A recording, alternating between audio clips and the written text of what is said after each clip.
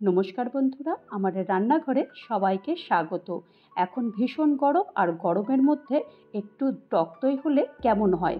আর এই ভিডিওটা শুধুমাত্র তাদের জন্য যাদের টক দই জমে না এবং টক দই কাটতে গেলে নাকি অনেক সময় জল কেটে যায়। তো চলো দেরি না করে কিভাবে এই ভিডিওটা বানিয়েছি সেটা দেখে নিই।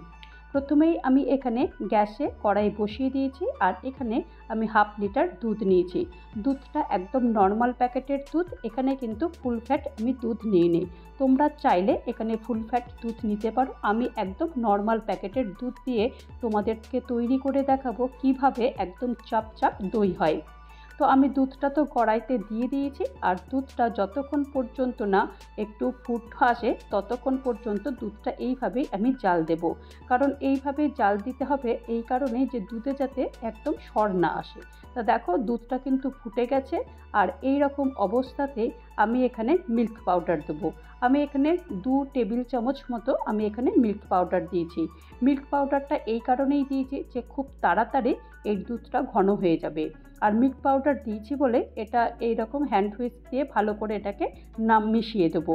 কারণ হ্যান্ড হুইস্ক দিয়েই এটা মেশালে ভালো হয়, কারণ মিল্ক পাউডার অনেক সময় ভালো গলে না, আর একটু দানা দানা থাকে। আর দানা দানা থাকলে তো দইটাও ভালো হবে না। সেই কারণে আমি এটা হুইস্ক দিয়ে এটাকে ভালো করে এটাকে মিশিয়ে দিচ্ছি। এখন এইভাবে এটাকে জাল দেব, আর যতক্ষণ পর্যন্ত না দুধটা বেশ একটু ঘন হয়।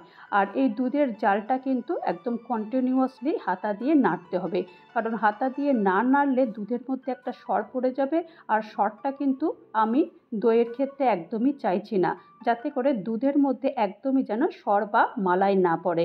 সর বা মালাই পড়লে কিন্তু দই একদমই ভালো হবে না, মুখের মধ্যে খেতে গেলে একদম দানা দানা থাকবে। তো সেই কারণে এই দুধটা কিন্তু কন্টিনিউয়াসলি এইভাবেই নাড়তে হবে, কখনো হাই ফ্লেমে বা কখনো মিডিয়াম ফ্লেমে দিয়ে এরকম দুধটাকে জাল দিয়ে নিতে হবে।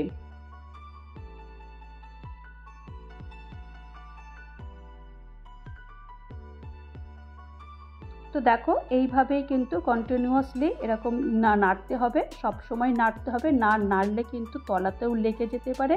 আর একটুখানি ঘন হওয়ার সাথে সাথেই কিন্তু এটাকে আবার আঁচটাকে কম করে দিতে হবে।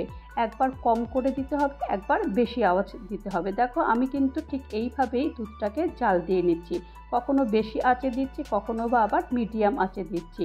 তো এইভাবেই দুধটা জাল দিতে দিতে যখন বেশ একদম ঘন হয়ে যাবে তখন আমি দইটা তৈরি করব। তো এখন এইভাবে এটাকে কন্টিনিউয়াসলি এরকমভাবে নাড়তে হবে। দেখো নাড়তে নাড়তে কিন্তু অনেকটা দুধটা ঘন হয়ে গেছে, দেখেছো দুধের পরিমাণটাও কিন্তু অনেকটা কম হয়ে গেছে। আর হাতাতেও দেখো আমি তোমাদেরকে দেখাচ্ছি যে যখন একদম হাতাতে এরকম একটা লেয়ার পড়ে যাবে তখন বুঝে নিতে হবে যে দুধটা একদম দইয়ের জন্য পারফেক্ট হয়েছে। তো এই রকম টিপসগুলো তোমাদেরকে আমি বলে দেবো। ঠিক এই রকম টিপসগুলোই তোমরা জেনে রাখলে তাহলে কিন্তু তোমাদেরও দই খুব ভালো হবে। তো এখন আমি গ্যাসটা অফ করে দিয়েছি। অফ করে দেওয়ার পরও তারপরে এইভাবে নাড়তে নাড়তে দুধটাকে ঠান্ডা করে নেব। আর এখন দুধটা ঠিক কীরকম করব সেইটা একবার ভালো করে বলে দিই। আঙুলটা এমনভাবে রাখবো যাতে করে আঙুলটা সহ্য করতে পারে। আর এই রকম অবস্থাতে আমি 2 টেবিল চামচ মতো আমি টক দই এটা আমি আগে থেকেই এটাকে জল ঝরাতে দিয়ে দিয়েছি। এখন আর এই রকম অবস্থায় কিন্তু যে টক দইটা সেটা অবশ্যই জল ঝরিয়ে নিতে হবে। জল ঝরিয়ে না নিলে কিন্তু এই জল অবস্থায় যদি এই টক দইটা দেওয়া হয় তাহলে কিন্তু দই একদমই যখন হবে তখন কিন্তু জলই হবে। তো সেই কারণে আগে থেকেই কিন্তু টক দইটা জলটা ঝরিয়ে রেখে দিতে হবে। তো এখন ভালো করে নেড়ে চেড়ে তারপরে আমি একটা পাত্র নিয়েছি, পাত্রের মধ্যে এটা পুরোটাই ঢেলে দিয়েছি। ঢেলে দেওয়ার পর তারপরে এরকম একটা ফয়েল পেপার দিয়ে বেশ ভালো করে এটাকে একদম ঢেকে দিয়েছি।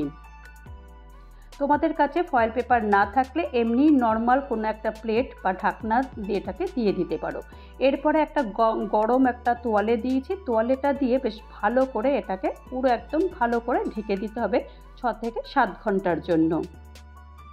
আমি 6 ঘন্টা পর আমি খুলে দেখব যে দইটা সেট হয়ে গেছে কিনা। তো দেখো 6 ঘন্টা পর আমি খুলে দেখাচ্ছি তোমাদেরকে দইটা সেট হয়েছে কি হয়নি। তো চলো একবার খুলে দেখে নিই সেট হয়েছে কি হয়নি। তো আমি তো দেখো খুলে দিয়েছি, আর তোমরাই দেখো দইটা কেমন হয়েছে। তোমরাই বলো দইটা কেমন হয়েছে, দইটা কত সুন্দর হয়েছে। আমার এই রকম ছোট ছোট টিপস যদি তোমরা ফলো করো তাহলে আমার মতনই এই রকম তোমরা দই বানাতে পারবে। দেখো দইয়ের আমি পাত্রটা একদম উল্টে দিচ্ছি, একদম দেখো হাতের ওপর কিন্তু পুরোটাই উল্টে দিয়েছি, তাতেও তো দেখলে যে দইটা কিন্তু পড়ছে না, তার মানে কতটা সুন্দর একটা সেট হয়েছে। আমার কিন্তু কোনো কড়াইতে আমার জলের ভাপও দিতে হয়নি, এমনি এমনি কিন্তু দারুণ সুন্দর 6 ঘন্টার মধ্যে দই হয়ে গেছে। তো চলো এবার কেটেও দেখি যে দইটা জল কাটলো কি কাটলো না। তো চলো দইটা কেটে দেখাচ্ছি, দেখো কতটা সুন্দর চাপ চাপ দই হয়েছে। তোমরা যদি আমার এই টিপসগুলো ফলো করো তাহলে আমার মতোই তোমরা দই বানাতে পারবে। আর চলো দইয়ের এটাও দেখিয়ে দিই যে কতটা, দেখো একটুও কিন্তু জল বেরোয়নি। অনেকেই বলে যে দই কাটতে গিয়ে নাকি দইয়ে জল বেরিয়ে যায়, তোমরা নিজেরাই দেখলে যে এতটুকু জল নেই। তো তৈরি হয়ে গেল আমার টক দই। এই টক দইয়ের রেসিপিটা যদি তোমাদের কারোর ভালো লাগে তাহলে অবশ্যই একটা লাইক করো, কমেন্ট করো, পারলে আমার চ্যানেলটা সাবস্ক্রাইব করে আমার পাশে থেকো। আর যারা নতুন বন্ধু হয়ে আমার চ্যানেলে ভিজিট করেছো তাদেরকে অজস্র ধন্যবাদ। আর যারা এখনও পর্যন্ত চ্যানেলটা সাবস্ক্রাইব করোনি তাদেরকে অনুরোধ করব চ্যানেলটা সাবস্ক্রাইব করতে। ভালো থেকো, সুস্থ থেকো আর আমার চ্যানেলের সাথে থেকো। নমস্কার।